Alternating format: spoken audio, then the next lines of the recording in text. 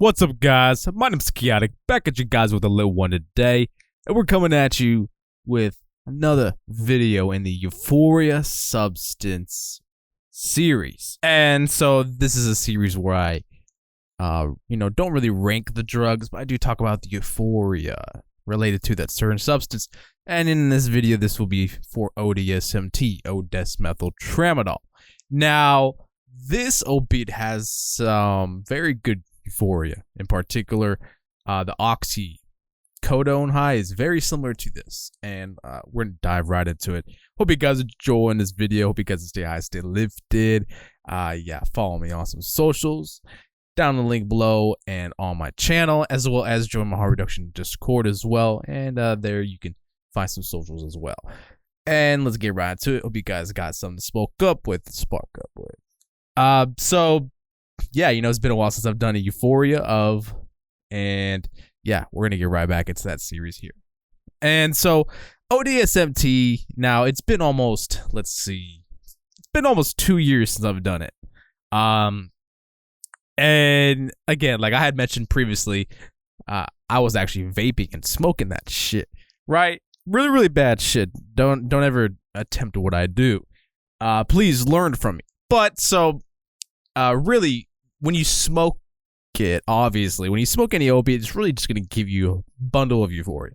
But O-DSMT, when vaped and smoked, it had a particular kind of rush. And again, when you swallowed it as well, the high felt, oh my God, it felt better than Oxy, obviously. It did have two different opiates inside the pill. But with O-DSMT, the euphoria is definitely related to the NRI action of the substance. When you take a higher dose than normal, there is a norepinephrine reuptake inhibitor action. So there is a buildup of dopamine. The more you use this substance, the more you use it, say if you use it every day, you're just going to build up a lot of adrenaline, right? And that could lead to some uncomfortable symptoms. But in this case, it could also lead to some very, very comfortable euphoria, right? So, and it gives you a lot of energy. It really does. And what it does is kind of unlocks your body. Like you kind of feel weightless. You kind of don't really feel any pain. You feel like you can move. Every single joint and cranny in your body is feeling like it's on cloud nine. And again, if you push the dose, obviously you're going to be nodding out. Nodding on this substance in particular was fucking bomb, bro. The euphoria was awesome, okay? Definitely worth a video for because of that distinct quality of the chemical. Now, O-DSMT is, the primary metabolite and primary, drug that actually acts on you when you take tramadol. So it's definitely more of an opiate than tramadol is. And so, when I had tried this my first time, I was blown away from the euphoria. I'm serious. Like one of these pills, I was nodding so hard. I felt so good, bro. And I never felt that way again, which is what's scary about opiates. I mean, they make you kind of just do it too much. And in this circumstance, yeah, a little too much, right? But yeah, I was feeling nice. I was feeling good. Smoking weed with this substance is very, very bomb. It definitely goes together like bread and butter. And I would not stick to smoking it, bro. It's so addicting because of how euphoric that is. So, it tends to be where the more euphoric a substance is or a certain method of using, it's always going to be more addictive, right? So, yeah, just stick to taking this orally and you'd get more bang for your buck that way. It would last longer and you wouldn't fiend.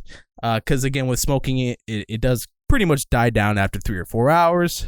So, you won't be feeling it for much longer. But when you, orally consume it, it could last about 8 hours, right? For instance. But really, it's going to die it down within 6 hours. So that's a good example. So smoking always gets it out of your system quicker. However, each method of using will have, lingering side effects and the half-life that the drug still has to, metabolize out of your body. But it's a very euphoric substance, okay? And I don't say that lightly, all right? That shit can make you fucking sick as fuck. It could be too much and you're just like sick, right? Or it could be just right. So you have to really watch what dose you're using. Obviously, please weigh it out. If you don't have a good scale, please get one. It is worth the investment. It doesn't cost too much to purchase. But again, yeah, it's just pretty fucking fire, bro. And to this day, I still think from time to time, I'm like, damn, I wish I kept at least some of those pills, but I would have already went through them. There's no way I would have been able to keep any of them. I smoked literally all of them, bro. And yeah, it was that way for a reason. When you smoke anything again, please don't ever do that shit. It's so stupid. But bro, that shit, like even the tiniest corner of the pill sent me into a nod. Like when I vaped it. And it was almost more potent when I vaped it. It was so weird, bro. If I swallowed that little tiny bit, I'd take off the pill. There's no way I would get that high. But when I smoked it, bro, like I don't know why, but smoking it was way more bioavailable, meaning I could get more out of it by smoking. It is fucked up, right? Like that's fucked up. How do you get more out of it when you're smoking it? I really don't know, bro. Somehow it must have a very good melting point or something. It vapes really well. It really does. I don't know if that was the binder in the pills helping it, because these were, you know, obviously pressed pills trying to look like oxys. But yeah, I don't know, but it vaped really well. And for that to be a binded pill that vaped really well and smoked and vaporized, yeah, I don't know. That's pretty good, I would say, because usually the binder does ruin the smoke. It kind of ruins it. But this one was totally smokable, bro. It was not a good thing for addiction. So, and I had graduated over to that method because, yeah, I don't know. I think I wasn't getting the nods anymore from eating, like, you know, orally consuming it. I had to smoke it. So yeah, that was gonna be a rude awakening. So I managed to not do that for that long, only for a few months. I didn't have enough of a supply to keep it up, but I would have kept doing it, you know. And other than that, again, yeah, that's a good example of the euphoria. It's so euphoric, it's gonna make you addicted, bro. It's really not worth it, honestly. You really got to have that discipline. And for me, opiates are a weakness. All right. So if you know those drugs, or like those kind of drugs, are a weakness, I would not consume it. I would stay clear away. But, you know, everyone's their own person. They are supposed to do whatever they want to do as a person, as a, you know, human. We shouldn't be able to tell them what to do. But again, they should be able to tell themselves what to do. However, a lot of people fail at that, because in this life, you really have to kind of fuck up and hit rock. You have to kind of fuck up and hit rock bottom, or you really have to learn hard, painful lessons. And that's really the only beneficial way of learning. That is the most quickest way of learning. Really, if you never mess up and you never make a mistake, you're not really going to learn, right? So everyone's making mistakes with the addiction, but please keep it to a T. And if you need to, reach out to, you know, where you know you could reach out to. You definitely know you could reach out to somebody. And there's always going to be someone ready to talk to you. But, you know, so the euphoria, going back to that a little bit, you know, the nod was very similar to, obviously, like a real oxycodone prescription pill.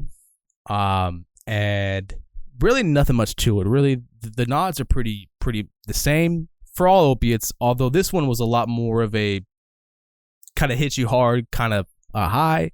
It did take a little bit to build up when you orally consumed it. And yeah, the nodding, it was just as intense, like, yeah, if not more than oxycodone, like real oxycodone. And I'll never forget that shit, bro. It felt like I was like on opiates for the first time again. Yeah. Like, I don't know. I think the combination of taking two opiates probably, you know, made my brain feel like it was like, oh, it was the man. But yeah, it really just felt like I was on my first ever opiate. It was crazy. Nodding to no tomorrow, bro. It's just nuts. But yeah, leave it down in the comments if you guys have ever tried ODSMT, how much you have consumed of it, but also any addiction stories and how you got over it. I'm sure people would love to read that stuff and see if they can, you know, relate to that. Because I definitely can personally. The way I got over addiction, just run out of the drugs you were addicted to. Simple as that. For some, it's harder than others. Some can't give up that fiendish like fix that they need to order more drugs. Like me, I use that as like actually a benefit. The fact that I have to order and place an order and risk, you know, for that order kind of keeps me away from doing it again. And I was seeing how it was making me, bro. Like, I was throwing up. I was getting dope sick, like, a lot. It was really bad, bro. It was bad. And it was just, not to mention how disgusting it is, even just to smoke powder, bro. It's really bad for your throat. I was fucking on my throat so bad. My throat was just messed up. I was coughing out that like blue fucking dye from the pills. Like, can you imagine like how bad that is for your lungs, and throat, and mouth, and tongue, and gums and teeth? Yeah, it was bad, and I could tell it was yellowing my teeth. Yeah, it was fucked.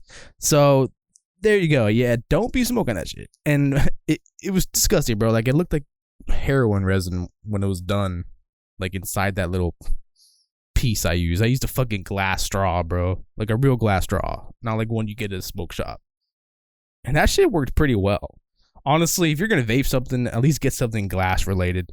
Don't do the tinfoil shit. It's not worth it.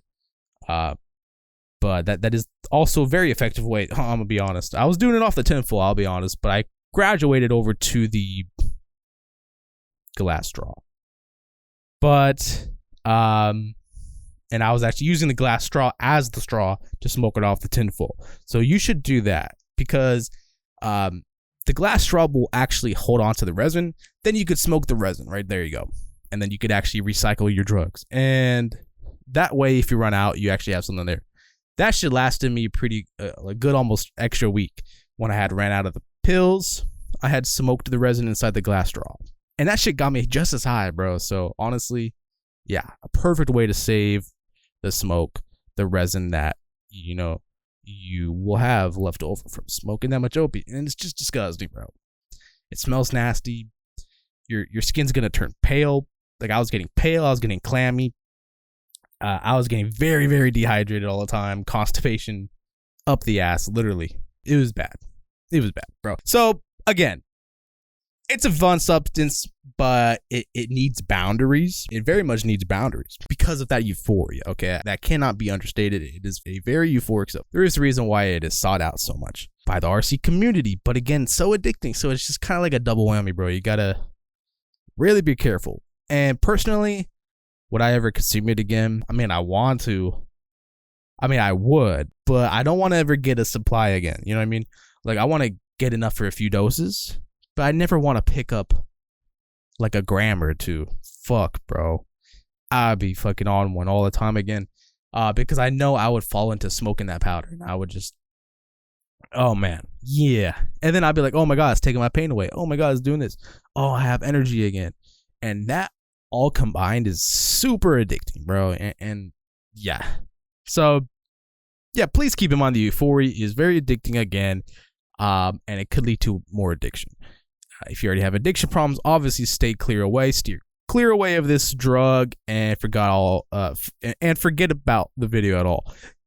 Please, and seriously take that serious, because I've seen that shit destroy people. I knew someone that shot up. I never ever wanted to do that shit, thankfully, but yeah, I've tried that shit. And getting to the point where you're sick, it's not fun. You literally actually ruin the whole high. You waste the whole experience. When you're sick on opiates because you've done too much, you're sick for the whole entire rest of the high. So it almost gets to the point where it's not even worth it. It's really not. And really, it's up to you if you want to keep going or not at that point. So ODSMT is unfortunately that substance. I would stay clear away. If you have addiction problems, again, if you're using benzos, like for instance, if you're addicted to that, you'll go right ahead and be addicted to this. But, shit. Do what you want. But again, from personal experience, you're going to have a hard time if you have those tendencies to fiend a little bit. Because it's definitely going to bring it out. Let's be honest. It's an opiate, okay? It's like kratom. I mean, even fucking kratom makes people fiend, bro. So this shit will make you fiend, all right? Please take that serious. And but other than that, it's a good substance. The Euphoria of O-DSMT gets a 10 out of 10 from me. Very, very euphoric substance, and I would try it again. Unfortunately, do not want to pick up a supply. But leave it down in the comments if you guys have ever tried it, what your experiences are, how you got over addiction maybe with it. That should help some people out. Join my harm reduction and substance Discord. Also, yeah, stay tuned, stay high, stay lifted, and I'll see you guys in the next one. Peace.